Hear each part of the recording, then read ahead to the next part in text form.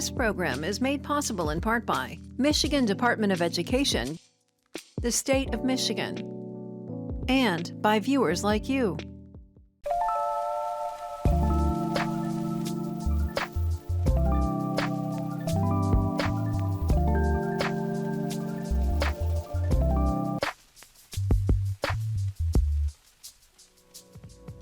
Welcome to Beyond English Class, the power of poetry. I'm your host, Justin Rogers, published poet, performer, and educator.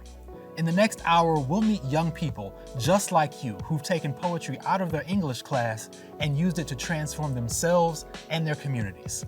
We'll also explore some Michigan groups that give outlets for creative expression, and along the way, I'll sprinkle in some tips to help us all make our poetry pop.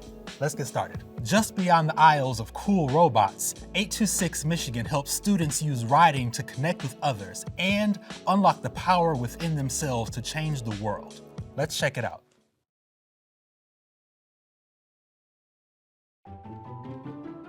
Welcome to Liberty Street Robot Supply and Repair, home of all your robot needs. If you need to get your robot fixed, we got your robot tiers, you have your robot innards, you have your robot memory upgrades, your robot souls, motherboards, father boards, uncle boards, aunt boards, second cousin boards. All those sorts of things can be found at Liberty Street Robot Supply and Repair. When you're walking in through a robot shop, you have really different expectations for what is possible in that space. Here, the rules are turned on their head. If we're selling positronic brains and robot souls, then really the rules are different here. Very quickly, people learn that there's more than just robots happening. Our nice red velvet curtain is the transition point between the retail store, which is open to all, and the very special place behind it, which is 826 Michigan's Writing and Tutoring Lab.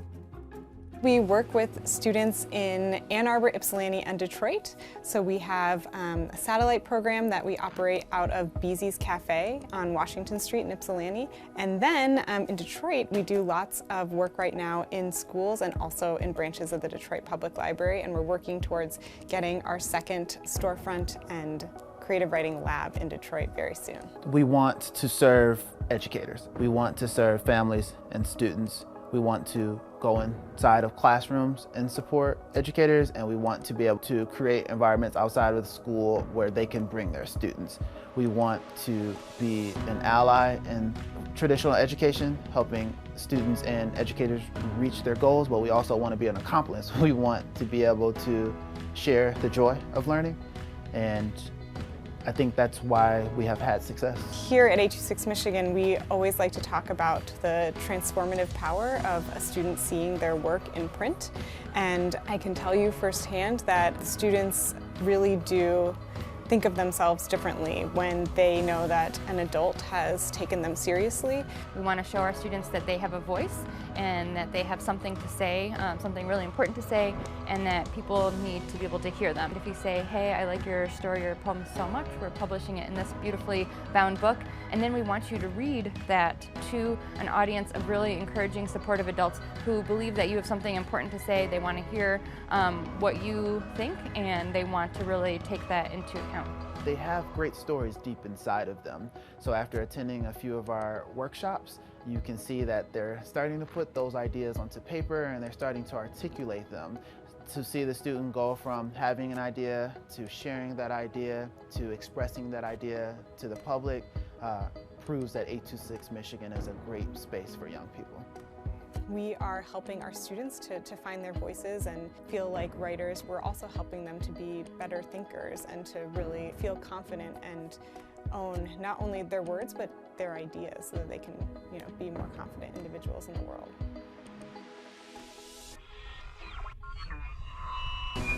Bye-bye. Did she even end with it? Wait, did she end?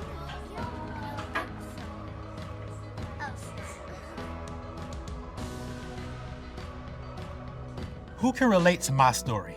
I discovered poetry for the first time in my 9th grade English class. We had an assignment to write a poem, and at the time I was missing a special girl. So, you know what I wrote? You guessed it, a series of love poems. Our partners at the Ann Arbor District Library also created poems about love, but the format is a little different than the ones I wrote. This is called a Blackout poem. Blackout poetry is made with some written text and a little creativity. Here's how you make it. Choose any page of text, It can be a book, a magazine, or a printed blog post. Scan it for words or phrases that interest you and circle them. Then use a marker to black out all of the other words. Now, let's see it in action. Here is Love at First Sight.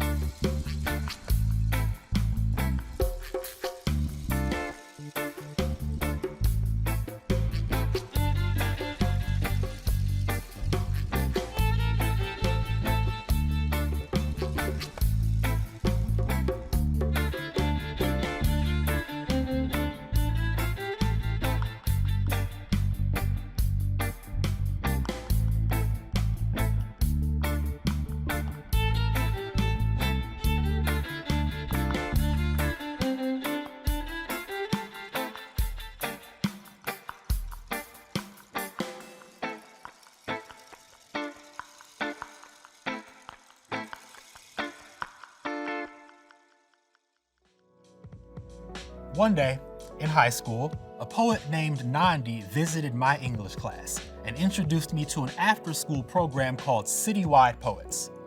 Through that program, I found community with other students who understood my love of words. I spent 2 years with Citywide while in high school. In the time since, I became an assistant writer for the program, then a teaching artist. Now, I'm the Citywide Poets coordinator, and I get to manage the program and encourage young poets the same way Nandi encouraged me. Citywide Poets is one of many youth writing programs offered by InsideOut Literary Arts. Here's a little bit more about what we do.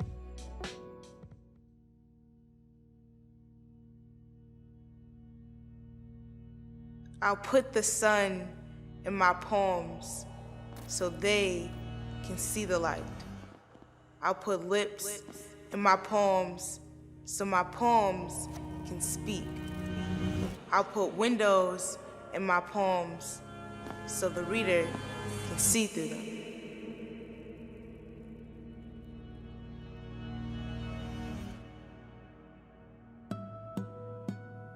I'm not a person that opens up. I hold everything in. I got a lot of stuff built up inside me. So when I'm writing, I feel comfortable expressing myself and opening up. Our program really gives them an opportunity to see that there are other individuals in the world near them just like them. Fear of losing my voice when I have so much to say. Fear of my personality. Fear of loyalty ripped apart by tragic happenings. But at least I stopped calling you daddy. It's too fortunate of a term. Biological father was too technical to allot for the pain that you left. It would be dark for me if I didn't have InsideOut. It'd be a lot harder, I would say, trying to make it day to day without having something constantly that I can just brush all my worries off and all the cares of the world into a poem. These kids are going through a lot, and to be able to have this thing where you can kind of like either escape or get away or put your hands on it and work through that stuff. Writing can help me understand about how I feel just by reading my own story to help me understand myself better. InsideOut was founded in 1995 by Dr. Terry Blackhawk. She was a DPS teacher, and she witnessed firsthand that magic of bringing a writer into the classroom and what does that do for the students. And based on that experience, she founded InsideOut. We're a literary arts nonprofit organization. We use reading, writing, performing, poetry, music, hip-hop in order to engage students, hoping that that engagement will develop that student to be a better person. This program's given me different ways to connect with students. I write right along with my students. I share my work with the students. There's always a place that we can meet to connect. It supplies the needs of students academically, which is what we're here for, but also it supplies their needs creatively because it empowers them to use language in a way that will express their needs, their desires, and what they want to accomplish.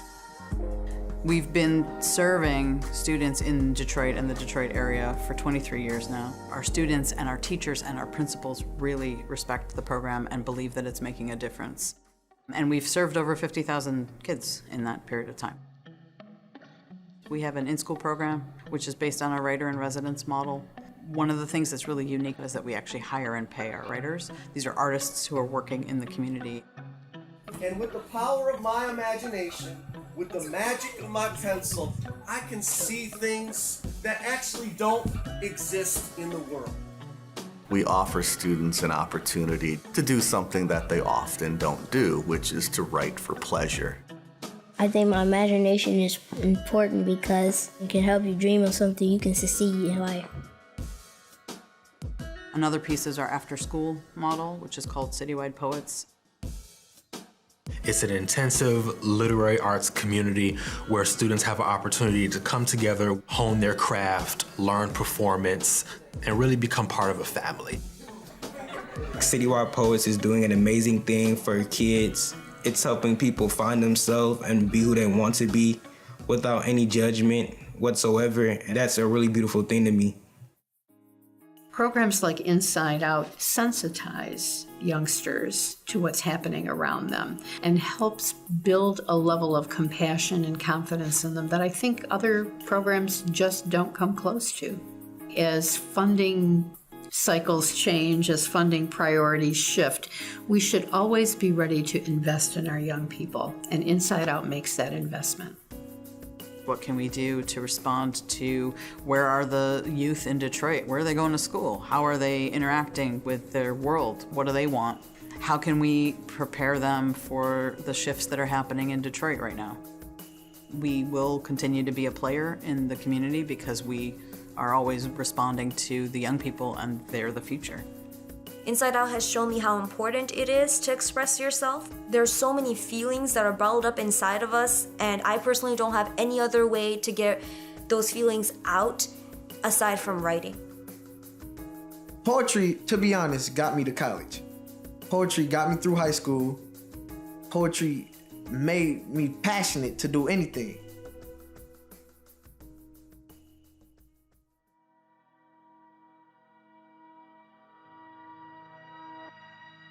I am the never-ending poem being read to a child. I am our history becoming greater. I am a poem saying, only me, only I, only us.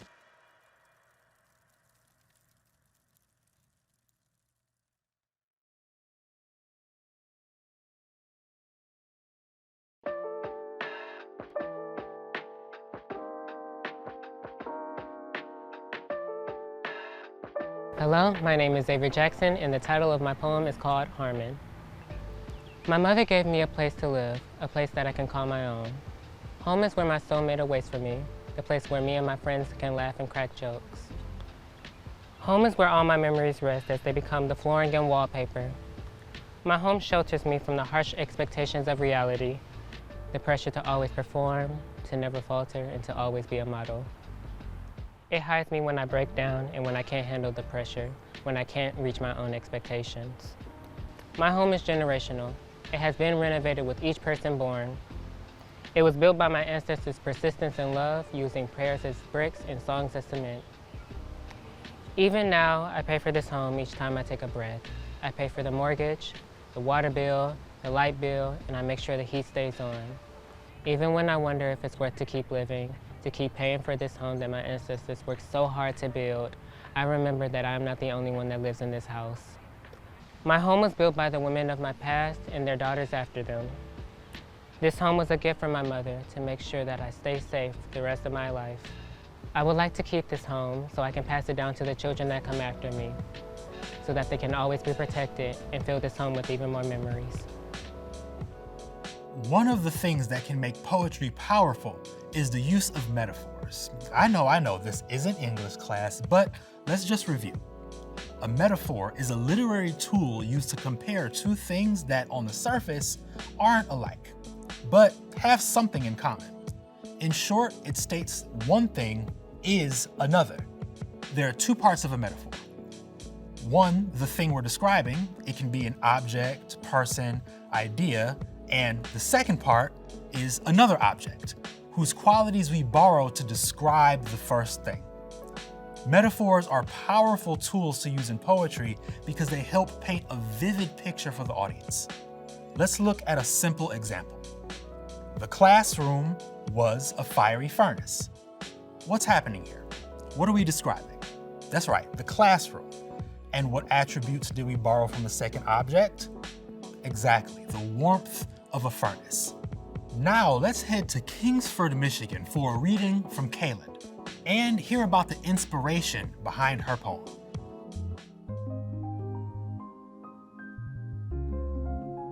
This poem is about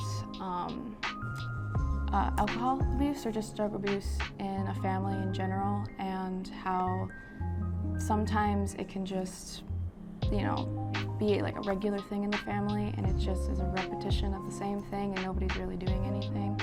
So everyone is kind of involved in it. So yeah, the best way I can describe it. Dance round the vice in silence. Prick your heart with the broken record stylus. Let it bleed out and boil, up to your chest, your brain. It's slow, no thought to panic, just writhing on a knees. Blood into a steaming pool, enduring the ancient dance, elusive. Unpredictable, you can't look away. The vice is near and tradition follows, and for reasons of the heart, you remain in limbo, in the deafening silence. If only they had let the needle be.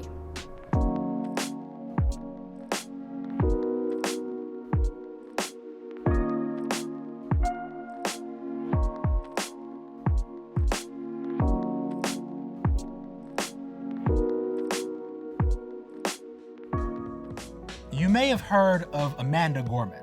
She became the youngest poet to perform at a US presidential inauguration. In 2017, she was also appointed the first ever National Youth Poet Laureate. But what does it really mean to be a Poet Laureate? What do they do? They're like influencers, but for poetry. In this clip from WNMU's weekly show, Media Meet, Mike Settles talks with former Upper Peninsula Poet Laureate Marty Atchis about the important work of Poet Laureates. Right now, joining me in the studio is Marty Atchis, who twice has served as the UP Poet Laureate in 2017-2018 and 2019-2020. Marty was raised in Ishpeming and received his master's degree in fiction and MFA in poetry from Northern Michigan University. Today, one of the many hats Marty wears is as contingent professor in NMU's English department. Marty, welcome. It's a thrill to have you here. Our outgoing Poet Laureate. Again, you served for 4 years, which was wonderful. Before I ask you about your time as Poet Laureate, tell me about the competition itself, because I was not familiar with it until just coming back up here. How did it come about? How is it determined who will be the next Poet Laureate? Well, it was the brainchild of Ron Reiki, and he came up with this idea because Michigan does not have its own state Poet Laureate, and so he wanted the UP to be represented. So he came up with this position, the Poet Laureate of the UP. And what happens is that around the time that it's time to select a Poet Laureate, a call goes out for nominations, and those nominations go out to poets, librarians, booksellers, and arts organizations, and then they send in their nominations, and then for the top 10 that get those nominations go out to a public vote. And people can vote for them. And then after that public vote closes, this has happened sometimes where the top 5 vote getters then go to another group of people and they select the Poet Laureate. So it's a pretty complicated process at times. So Poet Laureate, what are the responsibilities of a Poet Laureate, if any? Well, you know, a Poet Laureate, I mean, their main responsibility is really promoting poetry in the area, in the region, in the city where they're a Poet Laureate. So I've spent my time traveling through the UP, visiting schools, libraries, and giving readings and really trying to get people excited about poetry. When I introduced you, I neglected to mention you also work in programming at the Peter White Public Library. You are a regular on a really cool show called the Red Jacket Jamboree. It's like an old-time radio variety show performed up in Calumet. Mm-hmm. And you have a wonderful blog called St. Marty. In preparing for this program last night, I popped onto your blog very late last night and found a brand new entry about your final hours as the UP Poet Laureate. You seem to be in a reflective mood about the 4 years you just put in. Tell me about that. Well, you know, it's been a really wonderful, wonderful time. I've been able to meet some great poets and arts promoters, and have been able to do some really good things. I've raised, through different readings, I've raised thousands of dollars for food pantries and homeless shelters. And I've been able to visit kindergartners, middle schoolers, high schoolers, and really put forth the cause of poetry and try to get people excited about it. So in your blog you wrote, "This has been one of the greatest joys of my life," speaking about being Poet Laureate. Mm-hmm. "I was given a rare opportunity as a poet to make a difference in the world. I tried not to squander that opportunity. If I succeeded, it was because of the people who answered the phone call when I called or when I needed help. And if I failed, it was because I ignored that same phone call when God called me."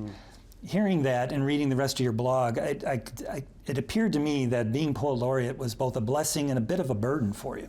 Yeah, you know, life's problems don't stop. I wish they did. Once you were named Poet Laureate, they don't go on hold. So all of the things that you deal with are still there, but you also have this public role that you have to play.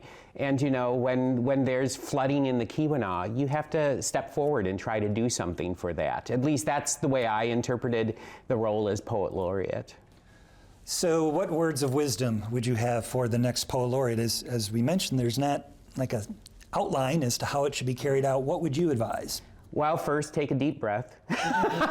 And then, you know, really celebrate that you do have this role. And then you have to really think about how you are going to use that role to further the cause of poetry and what role you're going to play in the public and what you want to do with the time that you have as Poet Laureate.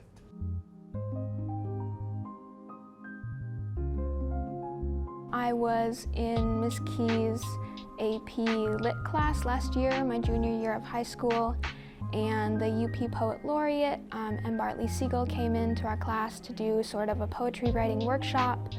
We talked about drawing inspiration from nature and from sort of where we grew up, growing up in the UP.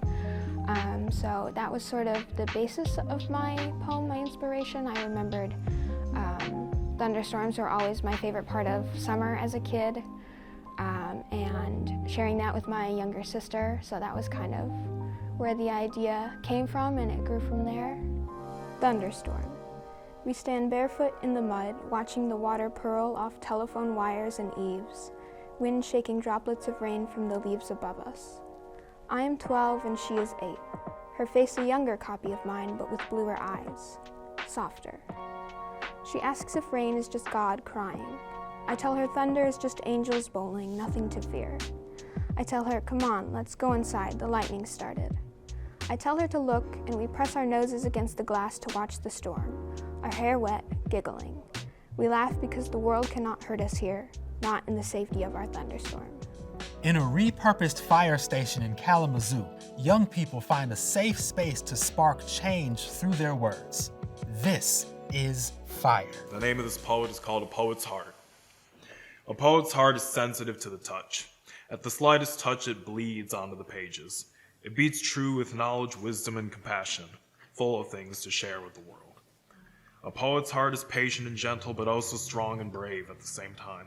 It gives compassion to the mind, it sensitizes the poet's intelligence, and strengthens the poet's resolve. A poet's heart is a heart of understanding.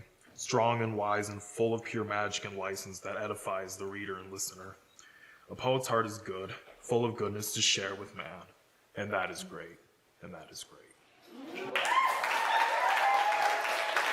Have you seen kids come in to Fire and kind of just, I don't know, just kind of bloom? Like you see them come into themselves? It's a very treasurable experience to just like have somebody and they'll be like, a little shy, a little something, and they'll just kind of do that thing where they like close their journal a lot. And then like 3 months later, they're like, hey, I wrote another poem. Like, they're just like ready for it. Or they're like performing their poetry in front of 100 or 200 people. And they're just open. And there's one thing to see the artistic growth, and it's another thing to see the human growth. Art and justice. Yep. What kind of drew you to those two qualities? To me, like art and justice are married. They're right ventricle, left ventricle. Like people don't get free without art on a personal level and then on a public level. So we're very clear that our young folks don't just want to draw flowers and they don't want to write poems about like, I don't know, like dogs. Yeah. They want to write poems about what they see in the world and what they want it to look different as. Yeah. Because they have to imagine the world looking different than it is right now. My one hand holding tight to the monkey bars, nails biting palm, cramped and clammy.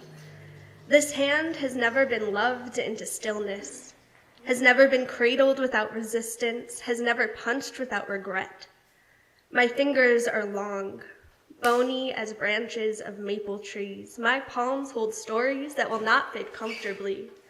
My wrists, thin as fibs busted open, echoing through the hallways. Other girls forget my name, call me nothing. They see the way I walk into walls, not sure enough to claim ghost or body. Is there calmness in calamity? Maybe Kali knows by her many hands. Watch her sift through the ocean, waning. Watch my one hand let go of those awful bars, now holding my other hand. Come celebrate. That was that one.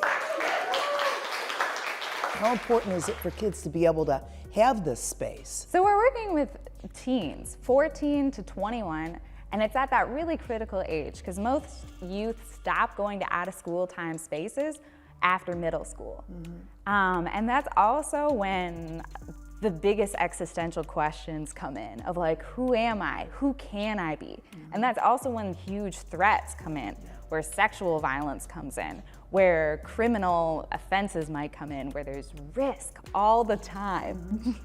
And so we are that space that's safe, that's open till 11 p.m. on Friday nights, that's just sort of allows it to happen. What are some of the workshops that you do? Yeah, so one thing we like really try hard about is like to not be corny. And to not have like an after school program, but really be that like a workshop space, which means every time you come to Fire, you're going to create something. Yeah. Every time. And when you're part of a workshop, you're kind of held to a higher standard as an artist. So it's not just dropping in, but really like coming in and reading poetry, digesting it, creating. I've been a fiend for the microphone since 19. Since me and Swift made 16, but it's been my life dream. I dedicated all my all into the rhyme schemes. And now it's 5 years later, still ain't with a signed team. My heart would break to be an artist. I have no other skills, this music is my only option. Can't work this dead-end job any longer. I ain't Nelton's father, never knew mine's either. I'm a goner, so I guess it's time to get gone. And who would miss me? I have no accolades. A tragic reason why I shouldn't still procrastinate. If I don't make it doing something before I pass away, then all the special treatment Grandpa gave was just a waste. You really had me thinking I was born to be amazing. The talent show in the making, there is no more debating. I owe it to the both of us to be the best. Everything that I can, George Austin Harris made me all that I am. I know we grow from what we used to be, so I know this ain't what we supposed to be. And yes, my story's growing close to be the end, but I know there's still more to see. I know we grow from what we used to be. So I know this ain't where we supposed to be. And yes, my story's growing close to be the end, but I know there's still more to see. Thank you. So who is Fire for? Woo! As one of our youth would say, they said fire is for people who need to be heard. I think that's really, really real. And like, what's also cool is this is not only a place where like you can speak, but also where like you will be listened to. And also where you can take that next step of an action, even if it seems small, even if it means like youth asking a question at a city commission forum, which is something that we did. And I was just so happy because of course it was like our youth who were like, why aren't there benches in Kalamazoo? Like, I ride the bus 6 times a day and I just want a place to sit. And I'm like, yo, that's real. This city does need a few more seats. What would they walk into when they walk into Fire? You'll walk in and there's always music playing. Then you're gonna get a little snack situation. You'll get a journal, because everyone here has a journal. And then you'll be given a lot of prompts and performance opportunities. I'm not a teacher, I'm an adult ally, which means that I hope I can be a person that can be an ally to your young person, where they're just like asking them the questions at this point in time in their life, of asking like, imagine who you will be in 5 years. And what's stopping you from believing you're gonna be here in 5 years? Like, that's the kind of things that we're doing, is just holding up that mirror. And it's like, this is a safe space for them to experiment with that. For them to be like, I don't know if I'm actually a girl. And we'll just be like, do you want us to call you they? It's just like, we're just ready for it. And we need more spaces like that. Well, Allison, you are planting some good seeds here. I'm very lucky. I'm very, very lucky to work with the young people I do. Walking down the street can be dangerous for a black man. Doesn't matter if he's selling weed or not, has kids or not, all seems like all black males have to check their backs. Gun strapped on waist or gun in hand, no matter what, somebody's always scared of a black man. Ex-con, ex-slave, he's been walking these streets for days, walking with his earbuds in, hood up, hands in pockets, hasn't even hurt a fly. Cops still stop him, ask him some questions about a robbery and a homicide, say that he matches the description, like all black men are tall, dark, and wear the same black hoodie walking down the street. Walking down the street with his son or daughter to the park, shot down through the heart, all because he was a black man walking the streets. So many blood splats on the sidewalk, body in the street, Jay is gone, kids crying, black man walking down the street. Too black to walk down his own street.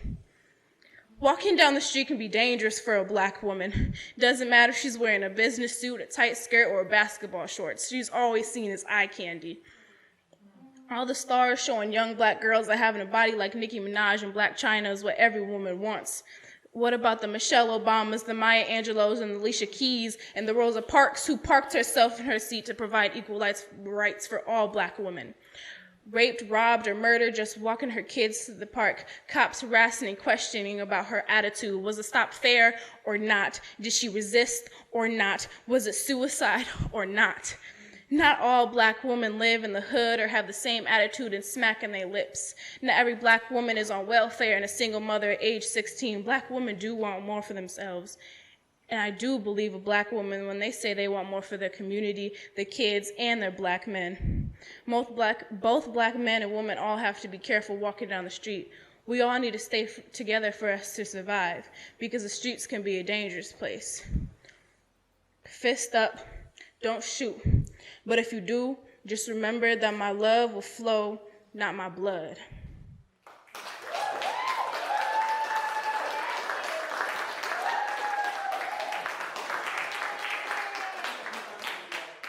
Support for Kalamazoo Lively Arts is provided by the Irving S. Gilmore Foundation, helping to build and enrich the cultural life of Greater Kalamazoo.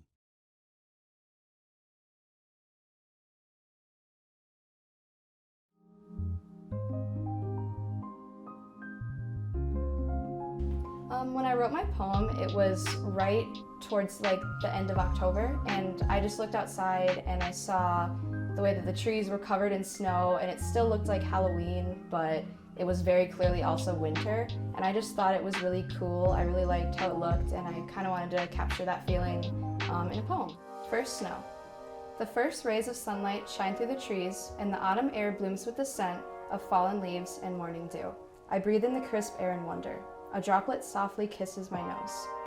Is it real, or did I imagine it? Slowly, the sky becomes alight with an army of crystalline soldiers, and the witch season comes to a close. The reds and golds of fall begin their final fight, a battle they know they cannot win.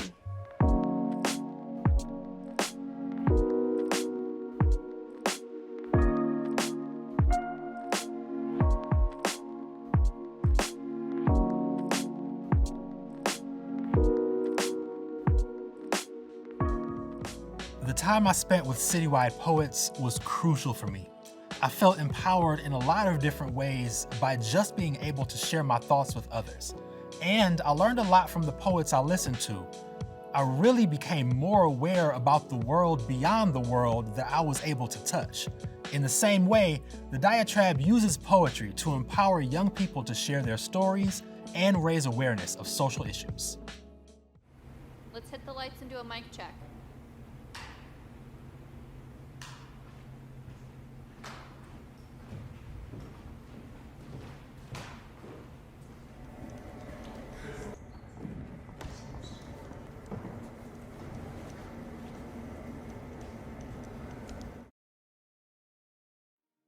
Growing up, I never felt safe with him around.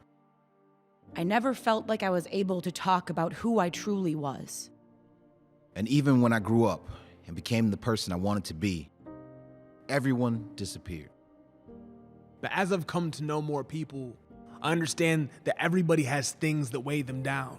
For me, it was mental and physical abuse. Spiritual, verbal, and emotional abuse. Grieving the loss of my family and friends.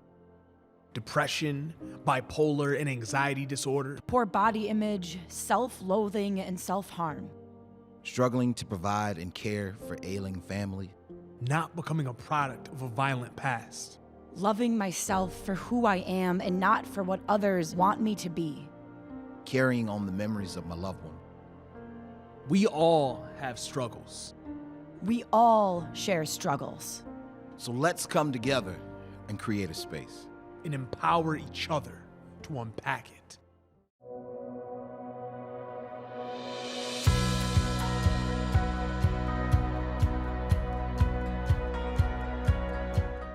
We give students the tools to write and share their own stories in the classroom and the outside world.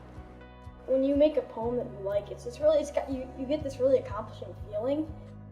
You can get so much stuff off your chest, and people will really listen to what you're saying. It requires no thought. Just pick your race, check the box. We share our stories and inspire openness and vulnerability in auditoriums during assemblies. I feel like I can connect with people and that we all have something in common when we speak. I mean, we use creative writing to motivate young people, to be active members of their community, navigate social issues, systematic problems. This is for every kid whose all they ever did was jump that one day they would just get accepted. I represent him or her, anyone similar. You are the reason I made this moment. We all have struggles. We all share struggles. This is what the Diatribe is all about.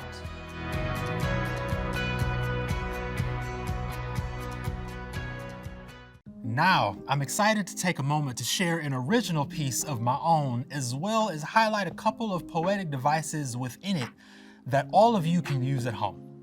Listen closely for metaphors, repetition, and images that help make the poem cohesive. This poem is titled Meyers in Plymouth, Circa 2004. Me and my friends lived on Meyers, a 2-lane street lined with leaning trees and bungalows connecting major streets Joy Road and Plymouth. We lived too far from Joy Road to call it ours. Instead, we praised Plymouth, P-Rock, chanted this on playgrounds, painted it on industrial dumpsters. We wanted to own something. Our piece of Plymouth was unheard of, but we knew P-Rock was the rawest way to consume all of Detroit. Liquor store pizza and hot fries, traps posing as penny candy stores, boys on the bus draped in peli-peli. When the Pistons won the 04 finals, our parents stood in the potholes singing "We Are the Champions" loud enough for the Joy Road Boys Candy Paint Caprice classic to prowl down Plymouth, playing the song in between Slum Village and Jay-Z. That summer, we were only left wanting time to stop so that we could steep in our joy, so we could own a version of Detroit filled to the brim with victory. Thank you for listening. It's rare that we have an opportunity for an author to explain their work, so I'm honored to share my inspiration. Simply put, I wanted to write an ode to where I grew up. An ode is a poem that focuses in on a specific item, place, or person and holds them in a high light. An ode sings the praises to the subject matter. This poem aims to do this by sharing experiences and images that are both traditionally appealing, such as singing victory songs in the streets after the Pistons' 04 championship win, and ones that are less beautiful but still monumental, such as spray painting dumpsters. These are juxtaposed images giving a complete view of the memory being shared by offering concrete images that are still seen today. Concrete images are the ones that evoke a sense of physical interaction, such as touch or sight. On the other hand, abstract images are the ones that are impossible to hold in the palm of your hand. For example, the ending of the poem, where characters of the poem are wanting time to stop to enjoy victory, both of which are very abstract ideas. This poem is not rich in metaphors, and that's okay. Not all poems include similes or metaphors. Some are very straightforward and arguably don't include any identifiable poetic devices at all.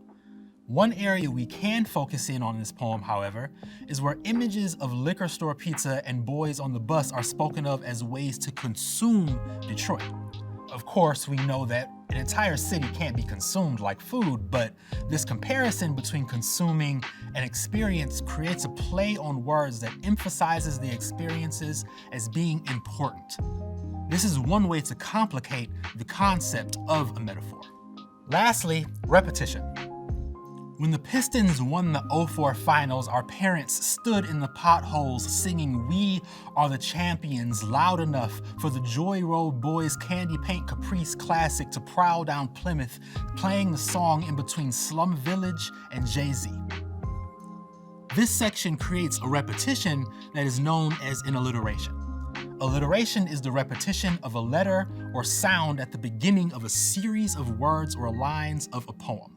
The C sounds and the P sounds are at play here to allow this section of the poem to feel almost musical, allowing the reader to feel more of what the author felt when writing. To conclude, metaphor, repetition, and alliteration are all present in this poem in some shape, way, or form. However, those devices don't always appear in every poem. When you write, I hope that this short lesson in literary devices will inspire you to try something new.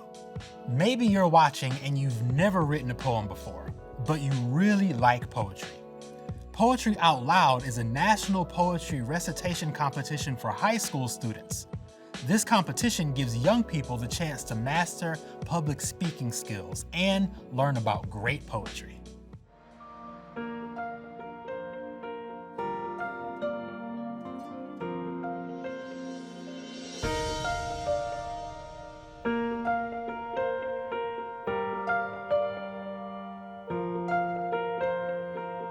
My own dear love, he is strong. It's not just reciting a poem, it's like being the poem. The world has marched along. Poetry is a wonderful example of the human story. And that key. It's what connects us together. Possibly more than one person. When you're thinking about your emotions and more why you feel them, that's when you're getting into poetry. It's a really good medium to try and show emotions I didn't know I really felt before. What kind of delusion are you under? Conquering limbs, astride from land to land. Poetry out loud is a way for young poets to get used to performing. It tells stories, emotions. Oh, it was offered to me by name. I'm excited to hear other people read. The mountains kiss high heavens and the waves. I want to see what their spin is on it. It unlocks ourselves on a personal level, and it opens us up with each other as human beings. Proving the beauty of entire stories and whole lifetimes are contained in poems. right here at the back. I just really dig poetry. I think it's a really rad way of people to share their emotions through words. Memorize Keats, and then I'm Poet Laureate. Life. What is it? Humanities means caring about other people that aren't yourself. What if he didn't own a house? Or worse? I lift my lamp beside the golden door.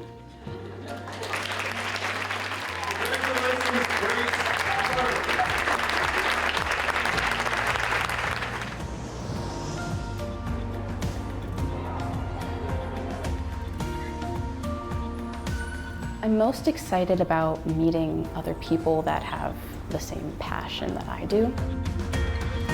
Thank you, National Endowment for the Humanities. Thank you, National Endowment for the Arts. Thank you, Meyers. Thank you, Poetry Foundation. Thank you, Michigan Council for Arts and Cultural Affairs. Thank you, Liesl Litzenberger Meyer Fund. Thank you, Michigan Humanities. If we don't have the arts, what else do we have? We have walked in love's land a little way. For students to be able to find pieces that they connect to and express that through their readings of those pieces, I think that's kind of why I got into the business in the first place.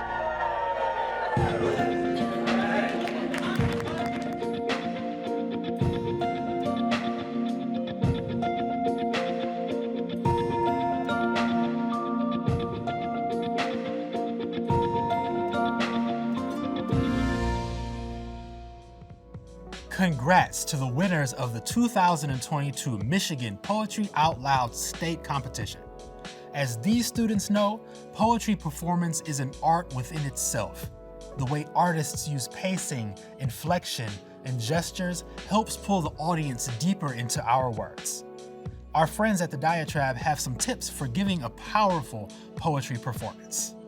The most important thing to remember is that this is an opportunity to be heard. This is an opportunity for you to tell your story, and that there's no one else like you. So be yourself, and that sounds cheesy, but just be yourself. Think about this poem and why you wrote it, and read it authentically. I think a lot of times people try and put on a poetry voice, and that's not necessarily the way to be a good performer. The way to be a good performer is to put heart and passion and emotion into what you're saying, but to just let yourself shine through.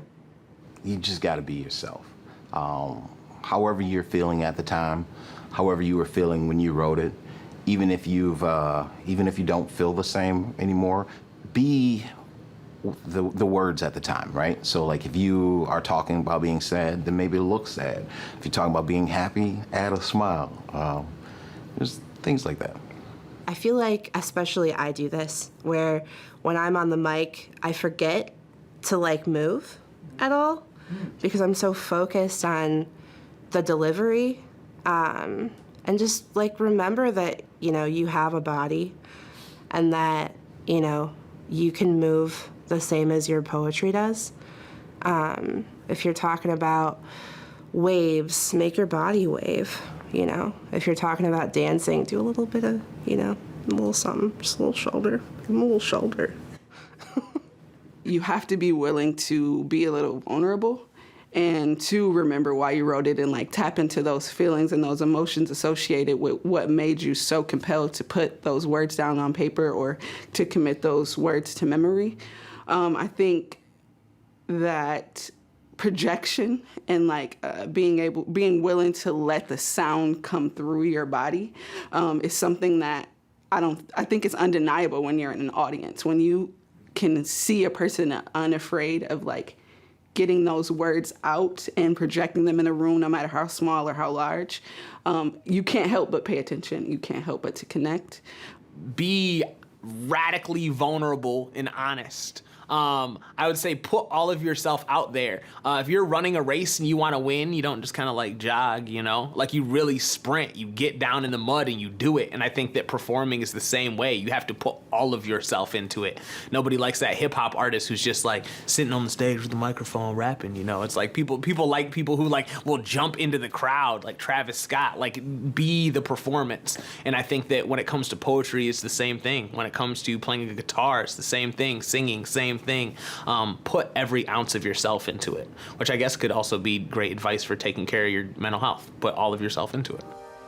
We all want to be better than our mothers and fathers, our sisters and brothers, than our best friends and worst enemies. We're told that better looks like our name in lights. It sounds like the roar of an audience, the praise of the public. It's warm on our skin like a kiss from the sun. We're told that victory tastes sweet.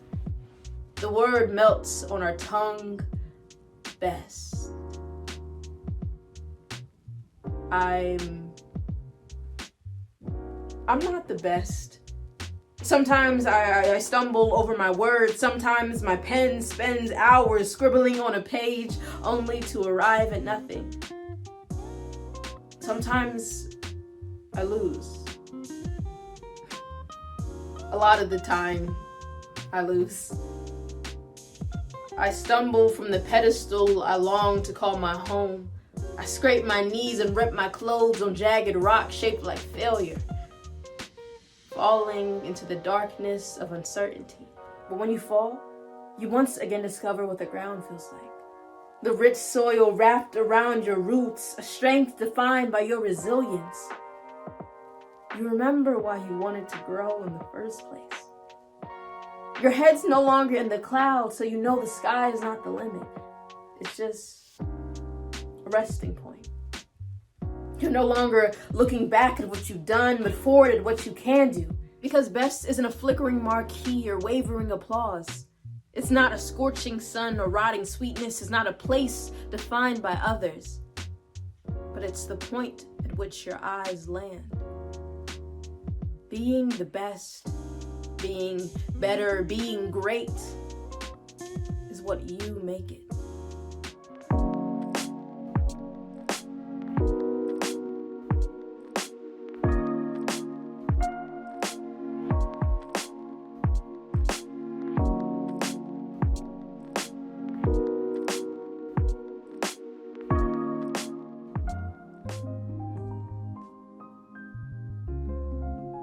I would tell them to just read a lot, read everything, read other poetry, read short stories.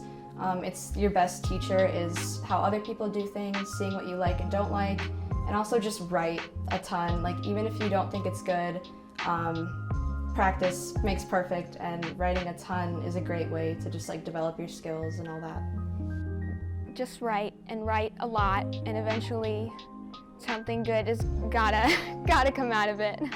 Just write down whatever you're feeling, whatever you want, and then just work on it, and like go to your teachers, have people look at it, like your parents or whatever, and just listen to what they say. And you can look at things online too to figure out like what sounds good and stuff. We've met some amazing artists today. If you want to know more about the poets and organizations featured today, please visit our website. Now I'll leave you with some inspiration from the former National Youth Poet Laureate, Amanda Gorman. Take care and keep writing.